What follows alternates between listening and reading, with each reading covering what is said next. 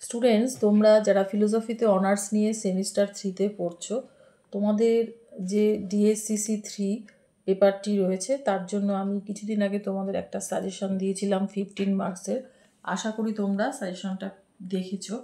তো তখন তোমাদের আমি বলেছিলাম যে আমি কিছুদিন পর তোমাদের 10 মার্কস আর 5 মার্কসের কোশ্চেন দেব।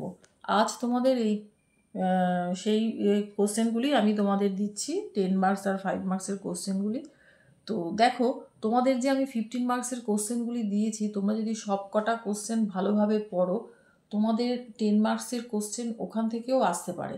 তোমাদের কোনো রকম মনে হয় না অসুবিধা হবে। আর 5 মার্কসের অল্প কিছু কোশ্চেন পড়লেই তোমাদের হয়ে যাবে। দেখো, 10 মার্কসের যে কোশ্চেনগুলি আমি দিয়েছি, নাম্বার 1-এ রয়েছে শব্দ প্রমাণ কী, শব্দের প্রামাণ্য খণ্ডনে চার্বাকদের যুক্তিগুলি আলোচনা করো। 2, চার্বাকগণ ব্যাপ্তিজ্ঞান স্বীকার করেন না কেন। 3, ন্যায়মতে অলৌকিক প্রত্যক্ষ কাকে বলে, এর শ্রেণীবিভাগ করে প্রতিটি বিভাগ আলোচনা করো।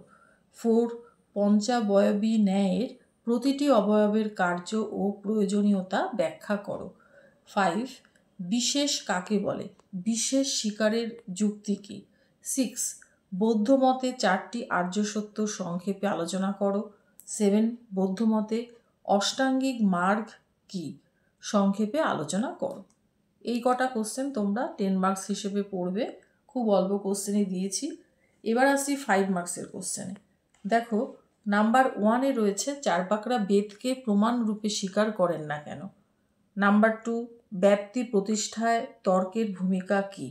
নাম্বার 3, টিকা লেখো, সমব্যাপ্তি ও বিষম ব্যাপ্তি। নাম্বার 4, স্বার্থানুমান ও পরার্থানুমানের মধ্যে পার্থক্য কী। নাম্বার 5, সামান্য বা জাতির শ্রেণীবিভাগ করো। 6, সামান্য ও জাতির মধ্যে পার্থক্য কী। 7, টিকা লেখো, দ্বাদশ নিদান অর্থাৎ ভবচক্র। নাম্বার 8, জৈন অনেকান্তবাদ ও শ্বেতবাদের মধ্যে সম্পর্ক কী। মোটামুটি আমি যে কটা কোশ্চেন তোমাদের দিলাম, তোমরা ভালোভাবে পড়ো, তোমাদের কোনো অসুবিধাই হবে না। তোমরা এবার এই ইন্ডিয়ান ফিলোসফি প্রথমবার দিচ্ছ, কাজেই কোশ্চেন তোমাদের একটু বেশি পড়তেই হবে, কিছু করার নেই।